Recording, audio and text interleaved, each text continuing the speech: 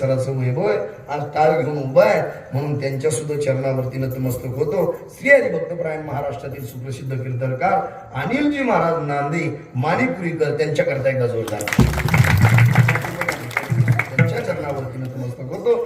श्री हरिभक्तपरायण ज्यांनी गोड अशी चाल गायली असे असणारे आमचे मधुकर महाराज काळे त्यांच्याकरता एकदा जोरदार. जुनं ते सोनं आहे महाराज. कसं आहे जुनं ते सोनं, नव्याने किती येणार द्यावं अजून मी बाराकडे ढिल्या करते 2-3 जणांच्या. हो काय झालं बा, जुनं ते सोनच असतं. नव्या पोरं एका गावामध्ये काय झालं, जुनं ते सोनं आलं म्हणून सांगतो. एका गावामध्ये काय झालं, लग्न लावायचं. तरुण पोरं म्हणले तर लक्ष देऊन ऐका बरं का, म्हणजे विनोद 4G असते आता 5G असते. लवकर डोक्यात आले तर बरं, नाही तर मी माटपल फाशी घेतोय. काय झालं, तरुण पोरं म्हणले महाराज आम्हाला लग्नाला जायचं पण एकही वयोवृद्ध माणूस न्यायचा नाही. सगळे तरुणच गेले महाराज. आता तरुण गेल्यावर का सोपी गोष्ट आहे का, खरंच तरुण गेल्याच्या नंतर लग्न लागल का महाराज. काय नाचत येते, जीप काढून नाचत येत महाराज. उन्हाच्या पाण्यात चैत्राच्या महिन्यात नाचत येत महाराज. चैत्राच्या महिन्यात आणि त्या डीजे वाल्याला म्हणते वाजे ना तुला काय सोनं लागलं का, त्याला सोनं नाही लागलं पण पिस्तुल्या तुला चैत्रातल्या महिन्यातलं ऊन लागल ना, हा तरी नाचत येत महाराज. सगळे तरुण गेले, एक बाबा नाही त्याला वयोवृद्ध माणूस. नवरीच्या बापानं ते सगळं बराड पाहिलं, घामच आला महाराज. ती म्हणलं हे तर सगळे तरुणच झाले, वयोवृद्ध कोणीच नाही, ही वया जावायचा कोणीच नाही. आणि यायच्या संग आपली पोरगी पाठाची नग आपण इकडं दुसरीकडे देऊ पण आता यायला द्यायची. अवघड झालं, सगळा खर्च येते केला पण त्यांना प्लॅन केला. कोणी, नवरीच्या बापाचा. तो म्हणला ह्या बापारो तुम्ही लग्नाला आले, मी लग्न लावण्याकरता तयार आहे पण एक काम करा गड्या, तुम्हाला जर नवरी सोबत न्यायची असेल तर एक काम करावं लागल, नवरीच्या नावावर 10 एकर जमीन आहे ती तुम्हाला पहिली न्यावं लागल, तेव्हा तुम्हाला नवरी नेता येईल. यायची तर अर्धी उतरली मला. हे म्हणले अगोदर काय द्यायचं, जमीन आणि मग नवरी न्यायची. नवरदेव म्हणला मी पाय पडतो, मला नवरी अजिबात जमत. अरे भेटा मारे म्हणे, काय सांगू अजिबात जमणार नाही. ते म्हण द्या नाही जमत म्हणे. एका पोराच्या दिमागात आलं, टेम्पूच्या मागच्या कोपऱ्यामध्ये एक बाबा आपण सोबत आणलेली. आपलं काही डोकं लागायला नाही. बाबाकडे गेला, बाबाला उचललं, खांद्यावर घेऊन आला बाबाला नवरदेवासारखा, समोर मांडलं आणि राम श्याम झाला. राम श्याम झाल्याबरोबर बाबाने प्रश्न केला, बाई काय प्रश्न आहे.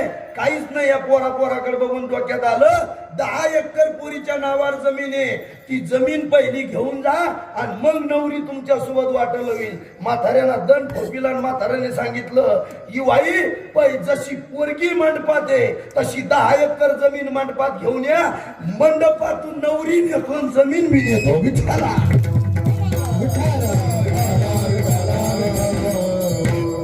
पोराची दिमाग चालत नाही, जिथं पोरायचे दिमाग बंद होते तिथून जुन्या लोकांचे सुरू होते. जिथून याचा आवाज बंद झाला तिथून ताना इथून सुरू झाले.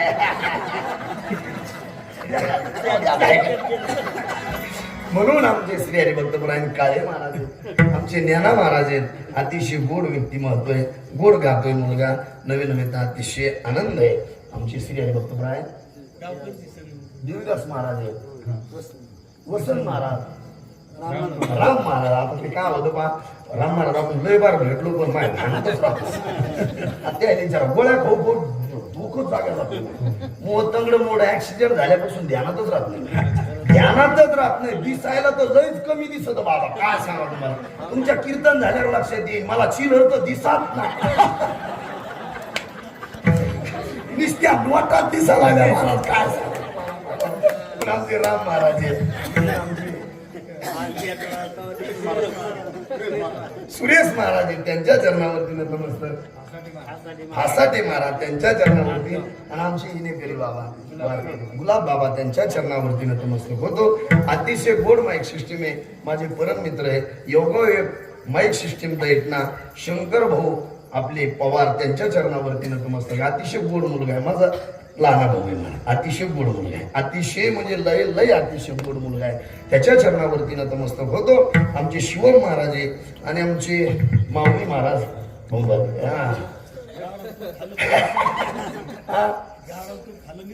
निचरलं मग नऊ खातोय बाबा, काय सांगा तुम्हाला. सोपे नाहीत महाराज ते. आपण कसंच आहे ना. कारण का तर महाराज आपल्या संस्थेमधला आहे, माझा लाडका आहे. लाडका काही मागू द्या, वडिलासारखे जमसे आता असं अजिबात नाही. त्यांनी फोन केला की कारण का मी अंतःकरणातून प्रेम करतो, त्याला माहिती आहे.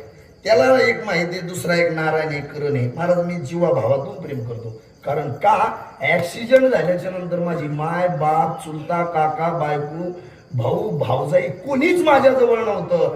पंढरपूरला ऍक्सिडेंट झाल्याच्या नंतर 250 किलोमीटरवर कोण होतं तर मायबाप हे लेकरं होते. 3 दिवस उपाशी राहिले, पण लक्झरी मधून नाही तर अँब्युलन्स मधून खाली नाही उतरले.